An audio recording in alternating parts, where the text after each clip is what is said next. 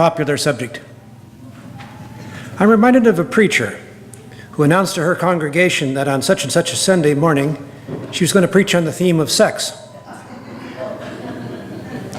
For several weeks, she repeated this announcement of her upcoming sermonic theme, sex. When the anticipated Sunday arrived, lo and behold, the sanctuary was filled to overflowing with curious people.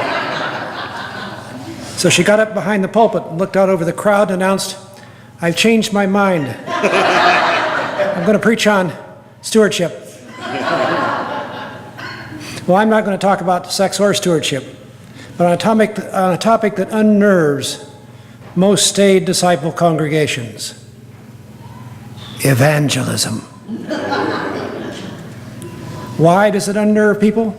Because most church folk, when they think of evangelism, imagine being coerced into going door to door, like Mormons or Jehovah's Witnesses.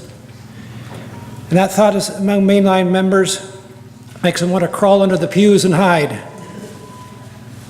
Someone once said, Christians and non-Christians have something in common. We're both uptight about evangelism. However, this morning, I'm going to ask that we look at a fresh look at the familiar text, so-called Great Commission, and allow it to surprise us, to really surprise us in 5 different ways. The first surprise: Jesus commanded only 11 of his followers with the Great Commission. After the death of Judas Iscariot, the risen Christ gave his Great Commission to the remaining 11 apostles. So come out from under your pews. He was only talking to them. There's a loophole in the Great Commission that's big enough for us both to crawl into. Just 11. So, end of sermon on evangelism. That wasn't so hard, was it? But since we have a few more minutes, and I publicize the topic and the text, excuse me, let's relax and identify the other 4 surprises in the Great Commission. The second surprise: Jesus did not say, "Go therefore and make believers." That's what we expect him to say. Go make believers. Instead, he said, make disciples. Now, there's a difference between a believer and a disciple. A disciple is open to new learnings. A disciple is a student, a follower, a learner. A disciple does not know everything. By very nature, does not know everything yet. A disciple has to unlearn some things in order to learn new ones. A disciple may ask, if I can't change my mind, am I sure I've got one? Alexander White was one of Scotland's great preachers. He noted that one time that a famous scientist had started to attend worship services in White's church. White wanted to win this scientist to membership. So for several weeks, this pastor crafted his sermons to appeal to the scientific mind, to the intellect, thinking he could sort of convince him by argument, motivate him by reason. And then, sure enough, the scientist declared his intention to join that congregation. White asked him what convinced him of this, hoping, of course, to hear his excellent sermons he had heard. The scientist's answer was rather unexpected. He said, a little elderly lady met him on the church steps the first Sunday he attended. "Are you a Christian?" she inquired. "I'm thinking about it," he told her. "Oh, do come further than that," she urged. "Jesus Christ means the world to me." As I looked at her radiant face with its shining eyes, the scientist said, "I knew that she had a secret which I didn't have, and I wanted it with all my heart." See, she wasn't convincing him by reason and theology. She was by sharing something very important.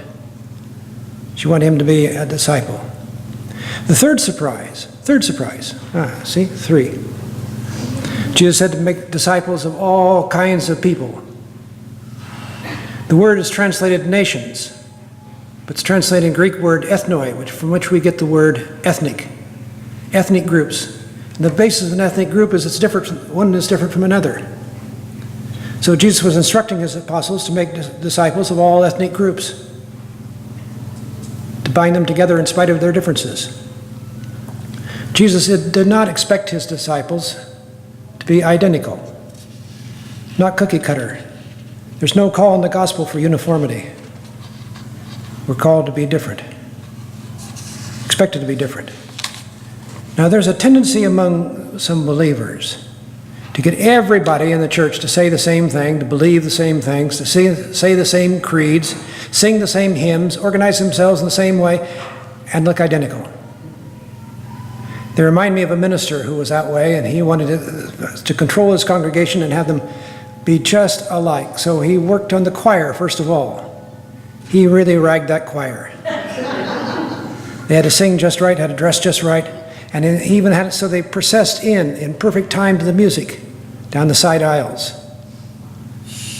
Well, Sunday came when they processed in, and the woman who was wearing a spiked-heeled high heels stepped on the register, or the grate from the furnace, and her heel slipped in and caught there.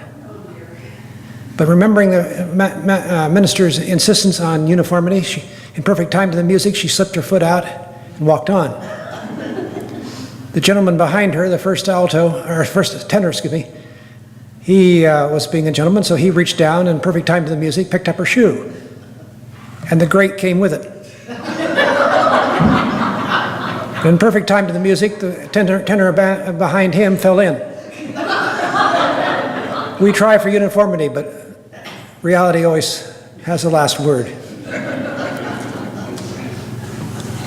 Jesus did not expect his followers to be identical. He welcomed people who are different, who do things differently. His churches should be composed of all kinds of people. Differences are not necessarily bad. Remember the couple that were interviewed on television? They were asked, do you ever disagree with each other? And he looked at his wife, she looked at him, then she answered back, we decided if we both agreed all the time, one of us is unnecessary. That's the way it is in the churches as well. Jesus did not expect his followers to be identical. The fourth surprise, Jesus commanded, teaching them to obey everything that I have commanded to you. Now, wait a minute. We tend to equate faith with beliefs. But in the Gospels, faith is always in terms of action. Let me repeat that. In the Gospels, faith is not just beliefs, but it's always seen in terms of actions. Remember the parable of the wise man who built his house on the rock and the foolish man who built his house on the sand? Everyone then, Jesus said, who hears these words of mine and acts on them will be like a wise man. And everyone who hears these words of mine and does not act on them will be like a foolish man. Jesus says, it's actions I want. Faith requires action on our part. That's why Jesus could tell the 11 to teach people not just to believe, but to obey, to act on the teachings of Jesus. That's what he says. That's what it's all about. Let me illustrate that with something dear to my heart, my own experience. The church we were serving in Spokane before Christy and I retired has an interesting program. They developed it during the Vietnam era called English as a Second Language. They had a school for it. They staffed it, they owned it, they ran it. It's still continuing after all these years. Still a very valuable contribution to the community.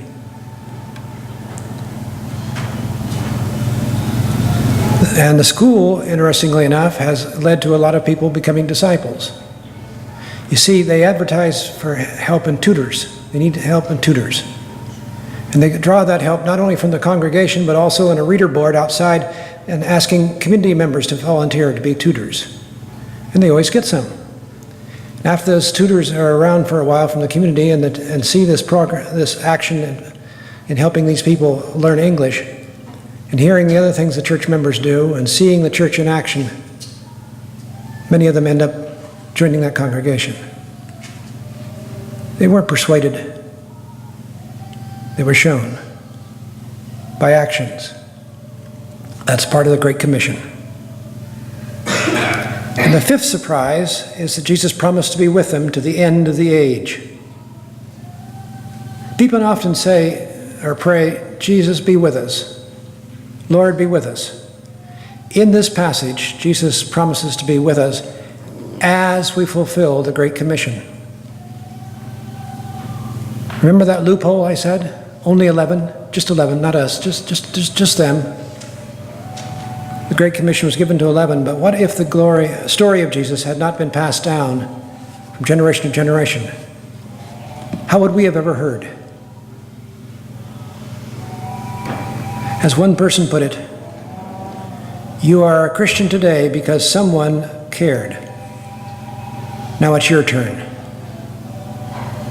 You are a Christian today because someone cared. Now it's your turn.